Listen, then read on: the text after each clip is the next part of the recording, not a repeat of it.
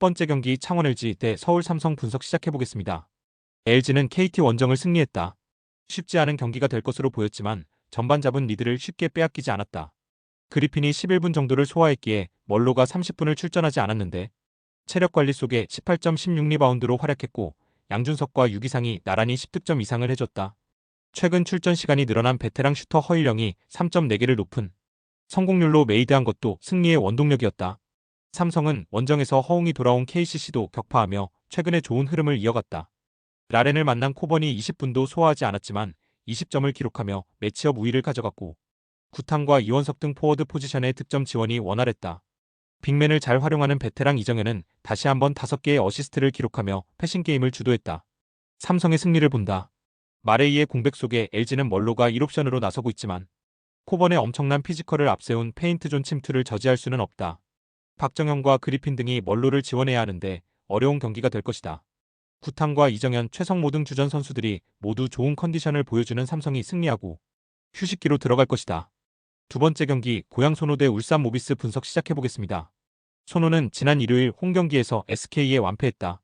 팀이 반등의 주역으로 기대했던 캔바오가 7분간 6점을 넣으며 활약했지만 상대 선수의 발을 밟으며 부상을 당한 이후 경기에 복귀하지 못한 것이 컸고 외인 대결에서 압도당했다. 알파 카바가 9개의 리바운드를 잡았지만 야투 7개 시도 중 6개를 실패했고 번즈도 단 4득점에 그쳤다. 모비스는 지난 주말 DB 원정에서 20점 차 이상의 대승을 따내며 선두인 SK를 다시 추격했다. 최근 다소 부진했던 숑롱이 벤치에서 나와 팀 내 최다인 25득점을 기록하며 더블더블에 성공했고 이우석과 이승우 등 젊은 포워드 자원들이 맹활약했다. 함지훈의 수술 아웃으로 인해 팀이 다소 처질 것으로 보였는데 김준일이 어느 정도 공백을 메우고 있고 이우석이 팀의 중심을 잘 잡아주고 있다. 모비스의 승리를 본다. 소노는 발목 부상을 당한 팀의 에이스 이정현이 앞으로 7주 정도를 결장하기에 전력 누수가 크다. 게다가 캔바오에게도 4주의 시간이 필요하다.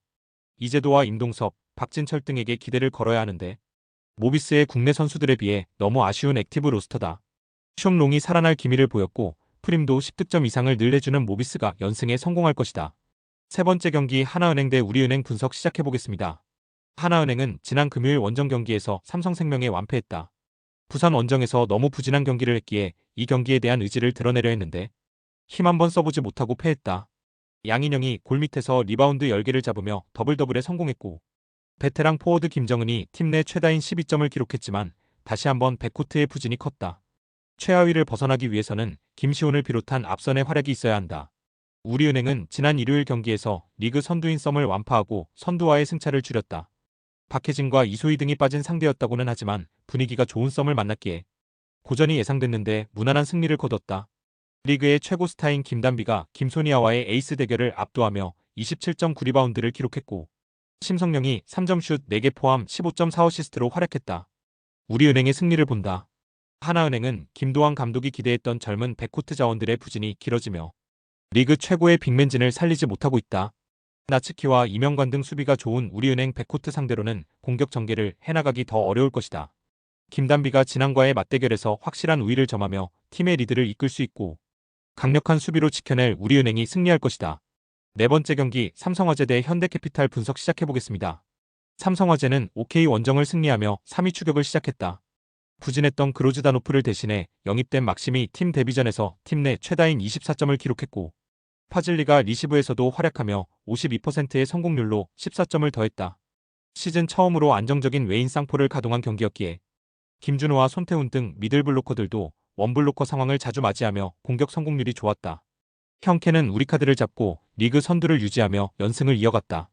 허수봉이 9득점에 그쳤지만 심펑이 공격 성공률 75%를 기록하며 12점을 뽑아냈고 레오가 서브 득점 2점 포함 13점으로 팀 내 최다 득점자가 됐다. 공격 성공률에서 상대의 10%를 안긴 데다 서브와 블로킹 모두 압도했기에 당연한 셔스아웃 승리였다. 측면과 중앙 모두 최고의 전력인데다 박경민이 수비 라인을 잘 지켜주기에 질 것 같지 않은 페이스를 유지 중이다. 형케의 승리를 본다. 막심이 가세한 삼성의 화력이 좋아진 건 사실이지만 레오와 허수봉 심펑이 삼각편대로 나서는 형케를 넘긴 어렵다.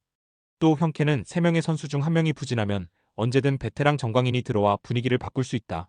서브 득점이 적은 삼성과 달리 리그 최고의 서버들이 즐비한 형케가 연승을 이어가며 2위와 승점 차이를 더 벌릴 것이다.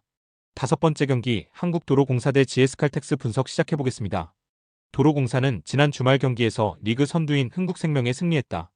풀세트 접전이 이어진 원정이었는데 부진하던 타나차의 승부처 활약이 있었고 신인왕을 사실상 예약한 루키 세터 김다은이 세터로서의 역할 외에도 블로킹과 공격 등으로 6점을 뽑아냈다.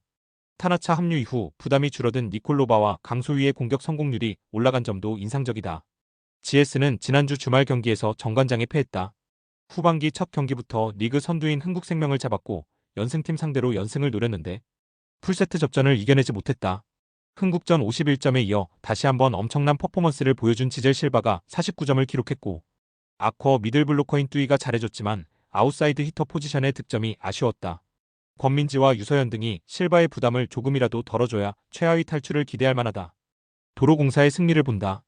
후반기 두 경기에서 100점을 몰아친 지젤 실바의 존재감이 엄청난 GS지만 유서영과 권민지 등 국내 선수들의 공격 비중이 너무 떨어진다.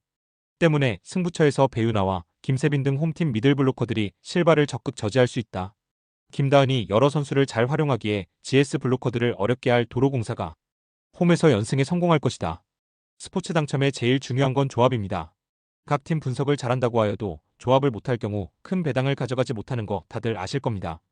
그리고 유튜브에 조합을 올려드릴 수 있지만 좀 더 자세한 정보들과 배당 흐름 및 각종 이슈 등 경기 전까지 어떻게 될지 모르니 조합을 빠르게 유튜브에 올려드릴 수 없는 점 양해 부탁드립니다. 조합 신청은 아래 고정 댓글 링크로 조합 신청 말 걸어주세요. 금전 요구 및 멤버십 가입 조건 일체 없습니다. 좋은 건 서로 나눠 갑시다.